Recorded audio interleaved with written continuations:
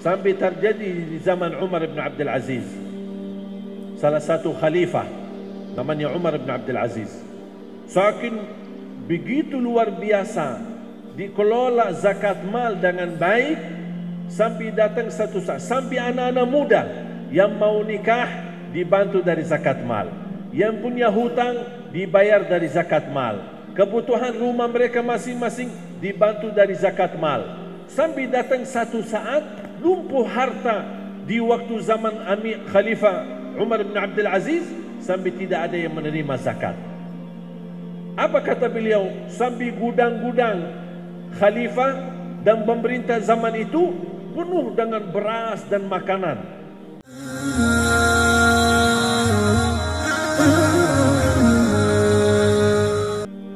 Mengapa zakat dijadikan salah satu rukun Islam? Karena intinya untuk membantu ekonomi umat. Bukan zakat menambah kemiskinan, justru merubah kemiskinan menjadi kecukupan, sampai insya Allah menjadi semua kaya, dan semua akan datang satu saat sebagaimana bersabda Rasulullah SAW, ada yang membawa harta zakat tapi tidak ada yang menerima zakatnya karena sudah memiliki kecukupan. Total zakatnya bisa ratusan juta, tapi cara membagikannya tidak sesuai, makanya tidak melihat manfaatnya. Tapi coba kalau zakat 20 juta, 30 juta, masa bapak ibu tidak punya tetangga kanan kiri, lingkungan, kampung kita, keluarga kita, masa tidak ada orang yang miskin payah, susah, makan pun susah, pas-pasan hidupnya. Itu yang diperhitungkan, dan lebih utama keluarga yang dekat daripada keluarga yang jauh. Kalau tidak ada keluarga dekat, baru boleh keluarga yang jauh. Kalau tidak ada keluarga jauh, semuanya orang mampu, baru boleh ke orang yang lain, bebas. Diutamain keluarga. Bagaimana contohnya? Coba hitung berapa kepala keluarga yang ibu-ibu kenal, tetangga atau kerabat atau sahabat, dan mereka memang orang susah. Coba hitung kepala keluarga, suami istri bersama anak, total semuanya misal 5 orang. Kira-kira hitungan ibu, kita bicara standar, berapa sih satu bulan buat satu keluarga? Beli sembako yang cukup untuk makanan mereka sehari-hari, yang bisa cukup untuk satu bulan.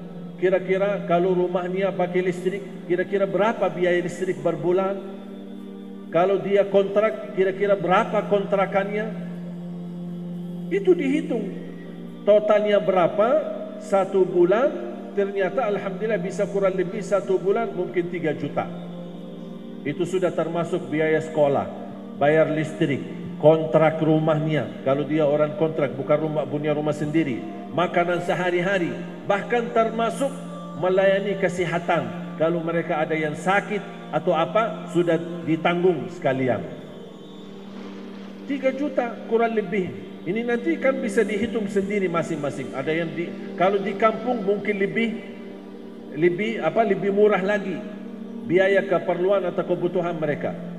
Dari situ uang zakat ini, yang kita memang punya harta zakat cuma 3 juta, daripada 3 juta itu dipecahkan untuk masing-masing 5.000 atau 10.000, yang ujungnya mereka akan hanya menjadi tukang penimis. Yang kita dapat 10.000, besok dia lari ke rumah yang lain, yang dapat 10.000, lari ke rumah yang jauh lagi, dapat 5.000, akhirnya menjadi mereka tukang minta. Tapi kalau dia tahu kita sudah, apa kebutuhanmu? Coba hitung. Beras, minyak, gula, apa kira-kira satu bulan? Berapa anakmu? Berapa biaya sekolah? Banyak anak-anak miskin tidak lanjut sekolah karena tidak ada yang bayar. Coba kalau dari zakat kita bisa kelola mereka satu keluarga, atau bisa kita lihat mereka punya sebuah usaha kecil lah, di sawahkah, atau mereka pandai di bagian tukang kayu atau tukang jahit, atau apa kelebihan atau kemampuan mereka. Udahlah, saya belikan mesin mesin jahitnya.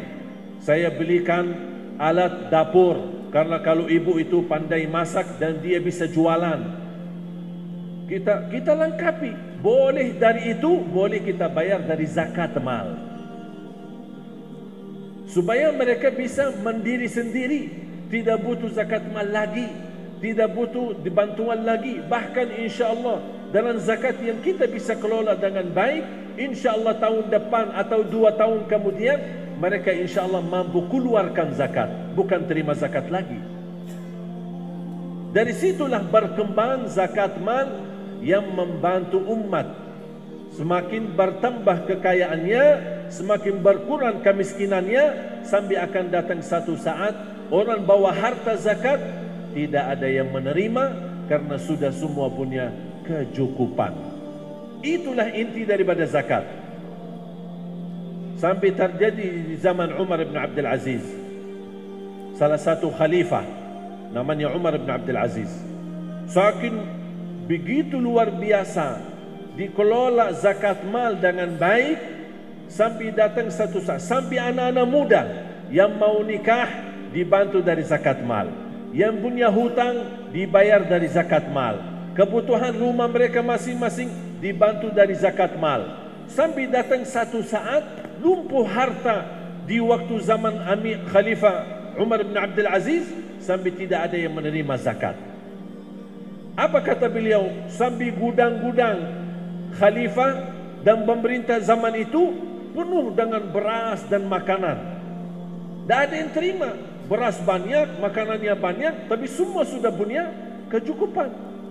Mereka melapor kepada Amirul Mukminin Umar bin Abdul Aziz, apa yang harus kita lakukan? Ini beras-beras bertambah banyak di gudang-gudang kita. Kata beliau, tumbahkan beras-beras di jalan dan kemudian di atas gunung-gunung, supaya burung-burung bisa makan. Jangan sampai nanti ada orang bercerita burung mati di zaman Umar bin Abdul Aziz karena tidak dapat makan. Jangankan urus manusia, burung saja sudah diurus. Saking begitu kekayaan mereka. Dan itulah hikmah daripada zakat mal yang menjadi salah satu rukun Islam.